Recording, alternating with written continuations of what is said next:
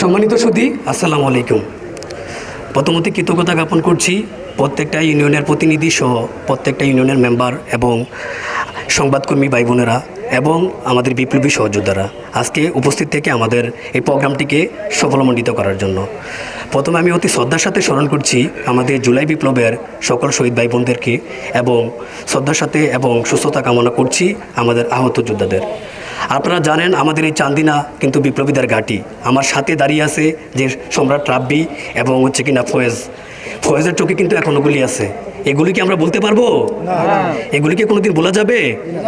এই যে আমার সাথে আমার সহযোদ্ধা সম্রাট রাব্বির হাতে কিন্তু গুলি আছে।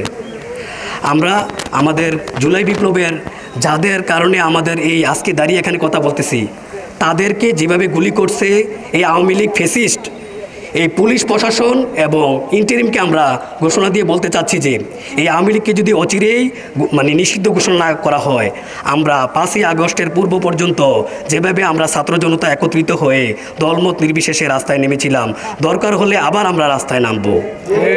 এই রাজপথে থেকে যদি আমাদেরকে আবার এই আওয়ামী লীগের বিরুদ্ধে নামা লাগে, তাহলে আমরা ইন্টারিমকে বলে দিতে চাই, আপনারা নিজেদেরকে আগে ঠিক করেন, নিজেদেরকে সংস্কার করে এই আওয়ামী লীগকে বাংলাদেশের মাটিতে কি নিষিদ্ধ ঘোষণা করেন।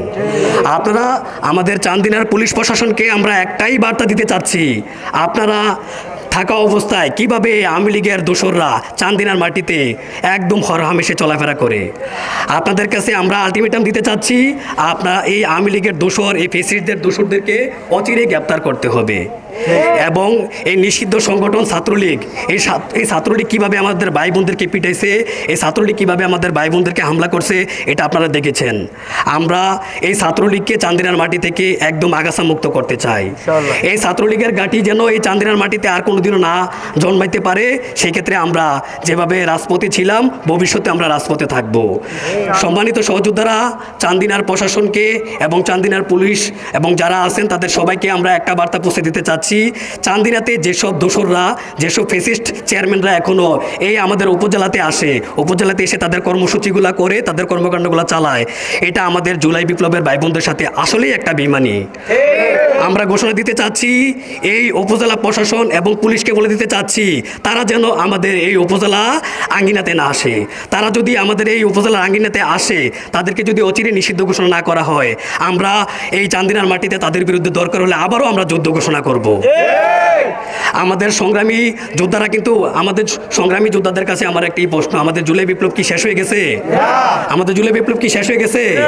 আমাদের জুলাই বিপ্লব তখনই শেষ হবে যেদিনে এই চান্দিনার মাটিতে, এই বাংলাদেশের মাটিতে এই ফ্যাসিস্ট লীগকে নিষিদ্ধ ঘোষণা না করা হবে, ততদিন পর্যন্ত আমাদের যুদ্ধ চলমান থাকবে।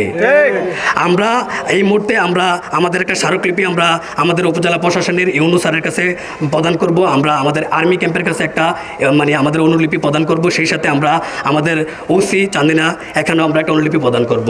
দিন শেষে একটা কথা বলতে চাচ্ছি, আমাদের যুদ্ধ কিন্তু শেষ হয়ে যায় নাই। যতদিন পর্যন্ত এই চান্দিনার মাটি থেকে এই ফ্যাসিস্ট আওয়ামী লীগের দোসরদেরকে আমরা এখান থেকে বিতাড়িত করতে না পারবো, ততদিন পর্যন্ত আমাদের যুদ্ধ এবং ততদিন পর্যন্ত আমাদের রাজপথ আমাদের দখলে থাকবে। এই রাজপথ আমরা ততদিনই আমরা স্বাধীন এবং মুক্ত ঘোষণা করব, যতদিন পর্যন্ত এই চান্দিনার মাটি থেকে আমরা, এই বাংলাদেশের মাটি থেকে আমরা আওয়ামী লীগের সর্বশেষ আগাছাটাকে আমরা এখান থেকে সরাতে না পারবো। তাই আমাদের সংগ্রামী যোদ্ধাদের কাছে আমি আবারও কৃতজ্ঞতা জ্ঞাপন করছি। আজকে আপনারা এবং সাধারণ মানুষের কাছেও কৃতজ্ঞতা জ্ঞাপন করছি, সংবাদকর্মী ভাই বোনদের কাছেও কৃতজ্ঞতা জ্ঞাপন করছি, প্রত্যেকটা ইউনিয়নের প্রতিনিধিদের কাছে এবং সদস্যদের কাছে কৃতজ্ঞতা জ্ঞাপন করছি আপনারা উপস্থিত থেকে আমাদের আজকের এই প্রোগ্রামটিকে সাফল্যমণ্ডিত করার জন্য। সর্বশেষ আমরা একটা বার্তা দিতে চাচ্ছি, এই চান্দিনার মাটিতে, এই বাংলাদেশের মাটিতে আওয়ামী লীগ কোনোদিন থাকতে পারবে না। আওয়ামী লীগকে অচিরেই নিষিদ্ধ ঘোষণা করা হোক, ইন্টারিম সরকারের কাছে আমাদের আকুল আবেদন। সবাইকে আমি আবারও ধন্যবাদ এবং কৃতজ্ঞতা জ্ঞাপন করে আজকের বক্তব্য এখানেই শেষ করছি এবং আজকের প্রোগ্রাম এখানেই সমাপ্তি ঘোষণা করছি। সবাই ভালো থাকবেন, সুস্থ থাকবেন। ইনকিলাব জিন্দাবাদ।